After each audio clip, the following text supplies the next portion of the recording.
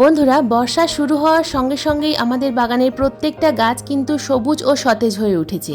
বৃষ্টির জলে যেহেতু নাইট্রোজেনের মাত্রা বেশি থাকে, তাই অতিরিক্ত গরমে যে সমস্ত গাছ শুকিয়ে গিয়েছিল, প্রত্যেকটা গাছ কিন্তু এখন এই মুহূর্তে সবুজ ও সতেজ হয়ে উঠেছে। অতিরিক্ত গরমে যেমন আমাদের বাগানের প্রত্যেকটা গাছ শুকিয়ে যায়, ঠিক তেমনই কিন্তু অতিরিক্ত বৃষ্টিতেও আমাদের বাগানের অনেক গাছ শুকিয়ে মারা যায়।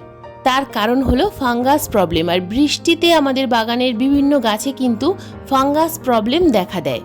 অতিরিক্ত বৃষ্টির পরেই অনেক সময় আমাদের বাগানের কিছু কিছু গাছ হঠাৎ করে ঝিমিয়ে যায়, কিছু গাছের কাণ্ড পচে যায় এবং টবের মাটি কিছুতেই শুকনো হয় না, যে কারণে আমরা গাছে খাবার প্রয়োগ করতে পারি না।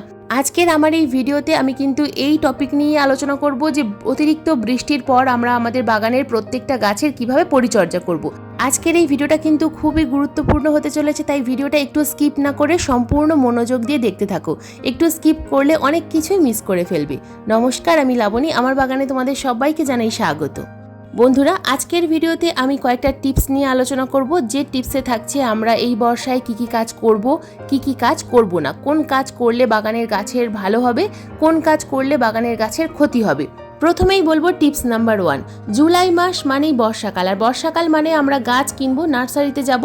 গাছ কেনার সময় সবসময় একটা সুস্থ গাছ কিনে আনার চেষ্টা করবে, তা না হলে বাড়িতে এনে প্রতিস্থাপন করার পর কিন্তু সেই গাছ মারা যাবে। Tips number 2। বন্ধুরা, আমাদের বাগানে অনেক গাছ থাকে, তো প্রত্যেকটা গাছে প্রচুর পরিমাণে ফুল ফোটে। তো সেই ফুলগুলো ফুটে যাওয়ার পর গাছের মধ্যে সেই শুকিয়ে যাওয়া ফুল বা শুকিয়ে যাওয়া ফুলের বৃন্ত থেকে যায়। তো সেগুলোকে কিন্তু কাটারের সাহায্যে আমাদের কেটে গাছটাকে পরিষ্কার রাখতে হবে। গাছের মধ্যে যদি কোনো আক্রান্ত ডাল থাকে, যদি কোনো ফাঙ্গাসযুক্ত ডাল থাকে, সেই ডালটা কেটে দিতে হবে এবং সেখানে ফাঙ্গিসাইডের প্রলেপ লাগাতে হবে। গাছে প্রচুর পরিমাণে ফুল ফুটছে এই বর্ষায়, তো সেই ফুলের যখন ফুলগুলো শুকিয়ে যাবে, তো সেই শুকিয়ে যাওয়া ফুলগুলোকে কিন্তু আমাদের কাটারের সাহায্যে কেটে দিতে হবে। শুকিয়ে যাওয়া ফুল অতিরিক্ত বৃষ্টির জলে কিন্তু পচে যাবে এবং সেই পচা ফুল গাছের গোড়ায় পড়বে আর গাছের গোড়ায় ফাঙ্গাস অ্যাটাক হবে। এছাড়া বন্ধুরা, আমাদের বাগানে যদি বোগেনভেলিয়া গাছ থাকে, তাহলে এই সময় বর্ষার সময় কিন্তু পিঞ্চিং করতে হবে। প্রত্যেকটা গাছের খুব ভালোভাবে পিঞ্চিং করতে হবে। বোগেনভেলিয়া নিয়ে কিন্তু আমি আলাদা ভিডিও দিয়েছি, যে এই সময় বোগেনভেলিয়া গাছে কি পরিচর্যা করতে হবে।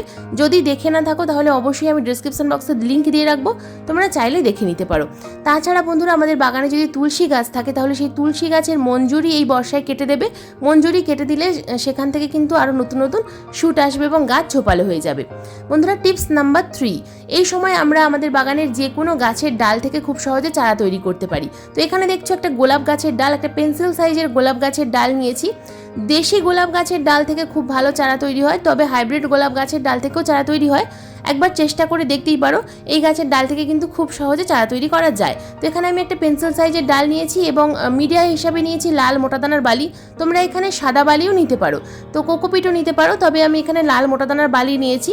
বালিতে চারা খুব ভালোভাবে তৈরি করা যায়। তো এখানে দেখো, আমি কিন্তু একটা হোল করে নিলাম এবং এখানে আমি বালির মধ্যে এই ডালটাকে প্রতিস্থাপন করে দিলাম। যদি তোমাদের কাছে রুট হরমোন থাকে, তাহলে রুট হরমোন নিয়ে নেবে, এখানে রুট হরমোন লাগিয়ে প্রতিস্থাপন করবে, তাহলে খুব তাড়াতাড়ি গাছের ডালের গ্রোথ হবে এবং খুব তাড়াতাড়ি চারা তৈরি হবে। বন্ধুরা, গোলাপ গাছ বা জবা গাছ যে কোনো গাছে চারা তৈরি করা যায়। তার সাথে সাথে চন্দ্রমল্লিকা, গাঁদা, এছাড়াও আরও বিভিন্ন ধরনের গাছ যেগুলো শীতকালে ফুল ফুটবে, সেই সমস্ত গাছের ডাল থেকেও কিন্তু তোমরা এই সময় চারা তৈরি করে নিতে পারো। তো এর আগে আমি কিন্তু তোমাদেরকে জবা গাছের ডাল থেকে চারা তৈরি করা দেখিয়েছিলাম। তো এখানে দেখো, জবা গাছের ডাল থেকে চারা তৈরি হয়ে গেছে প্রায়। তুলসী গাছের ডাল থেকে চারা তৈরি করতে পারো, অপরাজিতা গাছের ডাল থেকে চারা তৈরি করতে পারো, এছাড়া নয়নতারা গাছের ডাল থেকেও কিন্তু চারা তৈরি করতে পারো। ছোট্ট ডাল বালির মধ্যে প্রতিস্থাপন করে রেখে দেবে, কোনো রকম সেডি জায়গায় রাখবে, সরাসরি বৃষ্টির মধ্যে রাখবে না, তাহলে দেখবে যে সেই গাছের ডাল থেকে খুব সহজেই চারা তৈরি হয়ে গেছে। Tips number 4। টবের মাটিতে প্রচুর পরিমাণে এই বর্ষায় আগাছা তৈরি হয়। তো এই আগাছাগুলোকে কিন্তু আমাদের তুলে ফেলতে হবে। গাছের মধ্যে টবের মাটিতে যদি প্রচুর পরিমাণে আগাছা তৈরি হয়, তাহলে গাছের খাবারে তো ভাগ বসাবেই, তার সাথে সাথে এই আগাছাগুলো খুব তাড়াতাড়ি বড় হয়ে যাবে। এরপর যখন আমরা আগাছাগুলোকে তোলার চেষ্টা করব, তখন রুটের সাথে প্রচুর পরিমাণে কিন্তু মাটি উঠে আসবে। এছাড়াও বন্ধুরা, টবের মাটিতে এই বর্ষায় প্রচুর পরিমাণে শামুক, কেঁচো, কেন্ন এগুলোর খুব উপদ্রব হয়। তো এগুলো আমরা দেখতে পাবো না যদি প্রচুর পরিমাণে আগাছা থাকে। তাছাড়া শুঁয়োপোকার উপদ্রব হয়, তাই আগাছা সবসময় পরিষ্কার রাখার চেষ্টা করবে। আগাছা পরিষ্কার থাকলে গাছে পোকামাকড়ের উপদ্রব অনেক কম হয়। তাছাড়া টবের মাটিতে অতিরিক্ত আগাছা থাকলে গাছের গ্রোথ কিন্তু কম হয়, তাই সবসময় টবের মাটি পরিষ্কার রাখার চেষ্টা করবে। টিপস নাম্বার 5, লাগাতার বৃষ্টিতে আমাদের টবের মাটি কিছুতেই শুকনো হচ্ছে না, এটা একটা আমাদের সবার সমস্যা, কিন্তু সেই গাছে খাবার প্রয়োগ করতে হবে। তাহলে এই মুহূর্তে আমরা কি করব? যদি বাগানে কোনো শেড থাকে তাহলে সেই শেডের মধ্যে গাছ রেখে দেবো, কয়েকদিনের মধ্যেই টবের মাটি শুকিয়ে যাবে, সেই শুকনো মাটিতে আমরা খাবার প্রয়োগ করব। কিন্তু মনে করো শেড নেই, সেক্ষেত্রে আমরা কি করব? আমাদের প্রয়োজন একটা পলিথিন, তো যে কোনো একটা পলিথিন আমাদের প্রয়োজন। তো এরকম পলিথিন নিয়ে আমরা যে গাছে খাবার দেব মনে করছি সেই গাছে, অথবা যে গাছে টবের মাটি কিছুতেই শুকনো হচ্ছে না, তো সেই গাছে আমরা খুব ভালোভাবে কিন্তু এরকম পলিথিন দিয়ে র্যাপ করে দেবো। দেখো, আর র্যাপ করার সময় আমাদেরকে কিন্তু দু জায়গায় বাঁধতে হবে, গাছের গোড়ায় এক জায়গায় বাঁধতে হবে এবং এক জায়গায় টবের কিনারা বরাবর বাঁধতে হবে। তো এইভাবে যদি আমরা একটু টাইট করে বেঁধে দিই তাহলে সরাসরি বৃষ্টির জল টবের মাটিতে পড়বে না এবং টবের মাটি কিন্তু আর ভিজবে না। কয়েকদিনের মধ্যেই টবের মাটি শুকিয়ে যাবে। যখনই রোদ্দুর হবে আমরা কিন্তু পলিথিনটা খুলে দেবো, আবার আমরা কিন্তু এই পলিথিন দিয়ে টবটাকে বেঁধে দিতে পারি। তবে আমরা সবসময় এটা বেঁধে রাখতে পারবো না, তাহলে কিন্তু আবার গাছের গোড়ায় ফাঙ্গাস অ্যাটাক করবে। শুধুমাত্র খাবার দেওয়ার জন্য টবের মাটি যদি শুকনো করতে হয়, এই প্রসেসটা কিন্তু তোমরা ফলো করতে পারো। টিপস নাম্বার 6, বন্ধুরা, এই বর্ষায় কিন্তু আমরা আমাদের বাগানের যে কোনো বীজ থেকে চারা তৈরি করতে পারি। যদি তোমরা অনলাইনে কোনো বীজ সংগ্রহ করো অথবা যদি তোমাদের পুরনো কোনো বীজ থাকে, এই সময় তোমরা কিন্তু সেই বীজ থেকে খুব সহজে চারা তৈরি করতে পারবে। তো আমার কাছে যেমন গাঁদা গাছের বীজ আছে, তো আমি সেই বীজগুলো ছড়িয়ে দিলাম একটা টবের মধ্যে। এখানে মাটি এবং কম্পোস্ট আছে সমপরিমাণ, তো সেই মিডিয়ার মধ্যে আমি বীজ ছড়িয়ে দিলাম এবং উপর থেকে সামান্য পরিমাণ মিডিয়া ছড়িয়ে দেবো। তো কয়েকদিনের মধ্যেই কিন্তু খুব সুন্দর গাঁদা গাছের চারা তৈরি হয়ে যাবে। এই জায়গায় তোমরা লঙ্কা গাছের চারা, বেগুন গাছের চারা, যে কোনো গাছের চারা এইভাবে কিন্তু খুব সহজেই তৈরি করে নিতে পারবে। বর্ষাকালে আমরা কিন্তু খুব সহজেই যে কোনো গাছের ডাল থেকে যেমন তারা চারা তৈরি করতে পারি, ঠিক তেমনই কিন্তু বীজ থেকেও চারা তৈরি করতে পারি। তাছাড়া এই সময় তোমরা কিন্তু রেন লিলির বাল্ব অথবা রজনীগন্ধার বাল্ব প্রতিস্থাপন করতে পারবে। এই গাছগুলোতে খুব সুন্দর বর্ষাকালে প্রচুর পরিমাণে ফুল ফোটে। টিপস নাম্বার 7, বর্ষাকাল মানেই কিন্তু প্রচুর পরিমাণে পোকামাকড়ের আক্রমণ, পিঁপড়ের আক্রমণ, এছাড়া মাকড়ের আক্রমণ, শুয়োপোকা, লেদা পোকা, আরও বিভিন্ন ধরনের পোকামাকড়ের আক্রমণ, যেমন মিলিবাগ আছে, জাপ পোকা আছে। তো অন্যান্য সময় যত না বেশি পোকামাকড়ের আক্রমণ হয়, এই অতিরিক্ত বর্ষায় কিন্তু তার থেকেও বেশি পোকামাকড়ের আক্রমণ হয়। তো এই বর্ষাকালে কিন্তু আমাদেরকে প্রতি সপ্তাহে একবার করে নিম অয়েল অবশ্যই স্প্রে করতে হবে। যদি নিম অয়েল না থাকে সেক্ষেত্রে তোমরা কাকা স্প্রে করবে।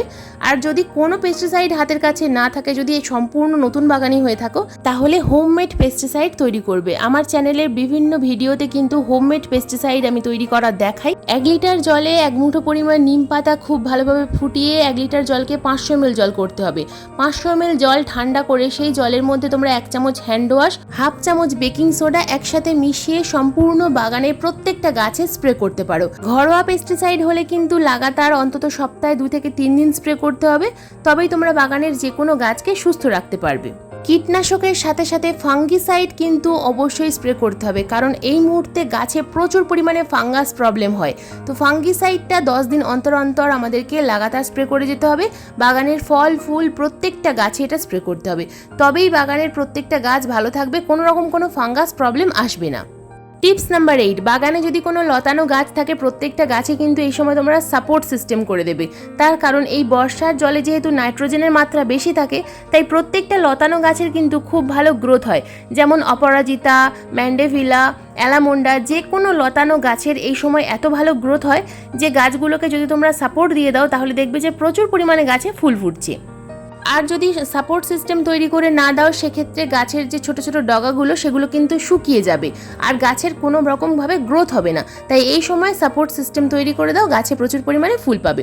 টিপস নাম্বার 9, এই সময় আমরা এই অতিরিক্ত বর্ষায় কোন কোন গাছ বাড়ির ইনডোরের মধ্যে রাখবো, যেমন হাইব্রিড যে কোনো গাছ, হাইব্রিড নয়নতারা, হাইব্রিড জবা, এছাড়া আমাদের বাগানের যে কোনো ইনডোর যে সমস্ত গাছ আছে প্রত্যেকটা গাছকে, যেমন জেট প্ল্যান্ট আছে, জারবেরা, ক্যালাঞ্চো, এই সমস্ত গাছকে কিন্তু আমরা এখন একেবারেই সরাসরি বৃষ্টির জলের মধ্যে রাখতে পারবো না, তাহলে সেই সমস্ত গাছে কিন্তু ফাঙ্গাস অ্যাটাক করবে এবং গাছগুলো মারা যাবে।